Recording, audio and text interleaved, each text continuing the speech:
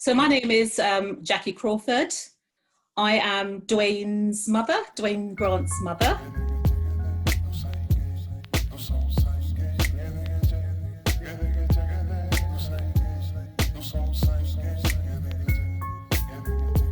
Yeah, my background really is quite varied. I was born in Jamaica, in the Caribbean, and I came to the UK in 1970 to join my mother and her family because she had other children.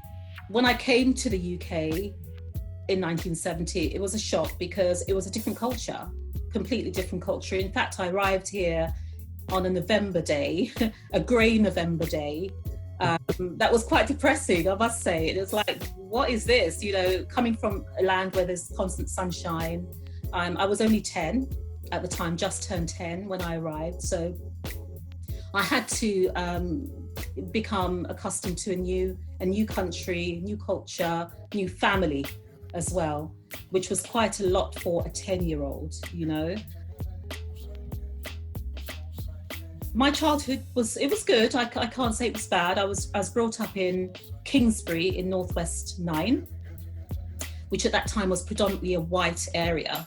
So when I went to my primary school, I knew there was only one other black child in that school.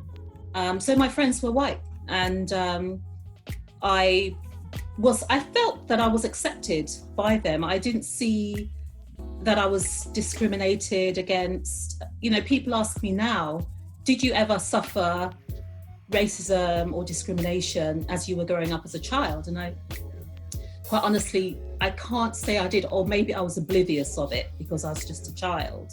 I do remember, you know, kids sort of touching my hair and saying, oh, you know, oh, your hair is very soft, it's woolly, you know, but it didn't matter, it didn't bother me.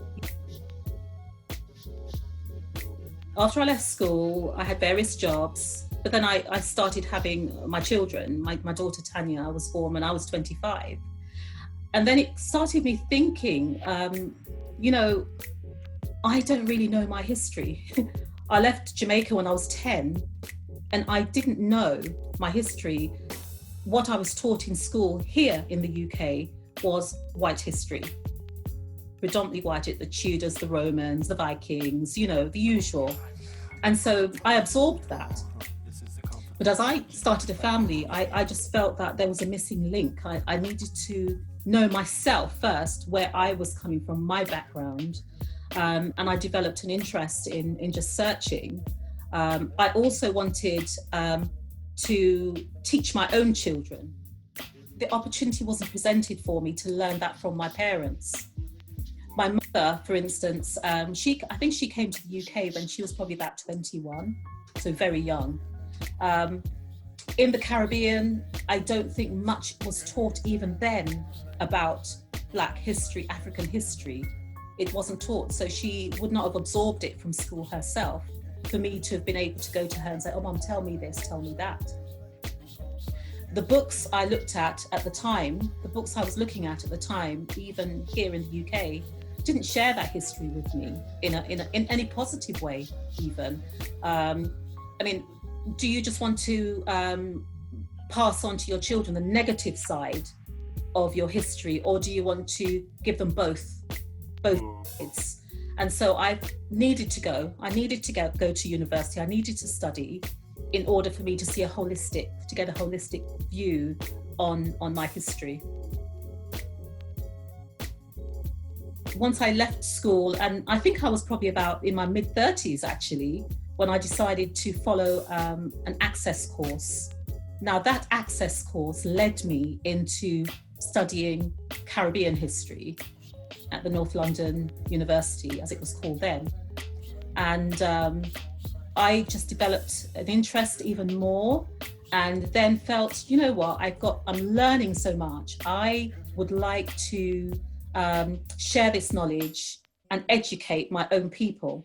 Because when I thought back to my childhood and my school days, this history was not taught in school here in the UK. Yeah, I'm still quite disappointed that Black history is not in the general curriculum within schools, because when I was studying, that was really what I wanted to see. I wanted in my way to try and influence that, to get it into schools, to get it into youth clubs and so on.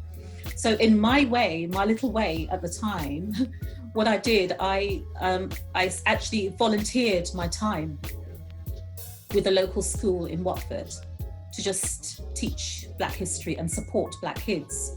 There was one particular boy who had recently arrived from Jamaica to join his mother, and he spoke very broken English, okay? And he was having difficulty understanding the teachers in the school. So they did not know how to deal with him. They did not know how to keep him calm because he was very agitated, because he was almost frustrated, you know. So when I went to the school, I didn't know this was happening, but it was just almost God placed me there at the right time. They said, oh, we would love you to come in and just be a mentor to assist this particular boy. And so I became almost a TA to this boy in class, just explaining things to him, and also trying to make him feel good about himself and not feel lesser than anyone else in the class. I would try and just encourage him, and also show the other children where he was coming from. So I would teach them aspects of Caribbean history as well. Show them foods, I would show them fruits, I would talk about the different festivals that they have in the Caribbean, so that they became more knowledgeable of his culture, you know, and I think that helped. And I think that's what's missing in schools today. That's not taught. I purposely placed myself within the school as one of the parent governors. Okay, because I wanted to influence things, and I wanted to be there as a voice for the Black children as well in the secondary school where Tanya and Dwayne attended. And yeah, I became a parent governor. I was there for maybe about a year. I left after about a year because my circumstances changed and I couldn't continue with being a governor. But I do know that for that time I was there, is people knew that I was there. I was already seen, and I already made myself known around the school anyway. I was one of those parents who was at every parent consultation meeting. If there was an activity in the park, you know, sports day, I was that parent who would be there. So I think for parents who want to be involved and to be seen, they need to be a part of the school, not just expect to be on the board. You will only be on the board of governors if you're known. It was good. I just wanted to be seen around the school. I wanted to know, I'm here for my kids, but I'm also here for Black children. If somebody was going to be excluded from school, I was a part of that decision making. I feel that as a people, we need to stop waiting for others to do things for us. We need to do our own. We need to have our own. We need to support each other. And I think that's very weak within our Black and ethnic community, not supporting to get each other, not coming together as a community, as one. Because when we do that, if we do that, we'd be a force to be reckoned with. We would not need to be fighting for a job from somebody else, because you know what? We'd be employing each other. We'd be giving each other opportunities, you know. With regards to the brutality that's been seen over the past few weeks, totally unacceptable.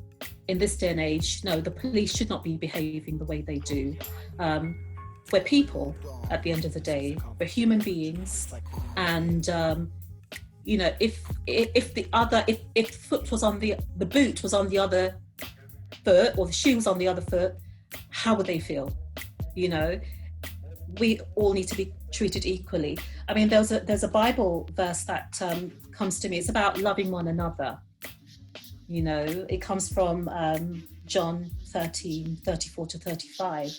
And it says, a new commandment I give to you, that you love one another as I've loved you, that you also love one another. By this shall all men know that you are my disciples, if you have love for one another. We need to have love for one another, regardless of the culture, the colour, your ethnic background. We need to have love. And if we have love for one another, we will treat each other fairly.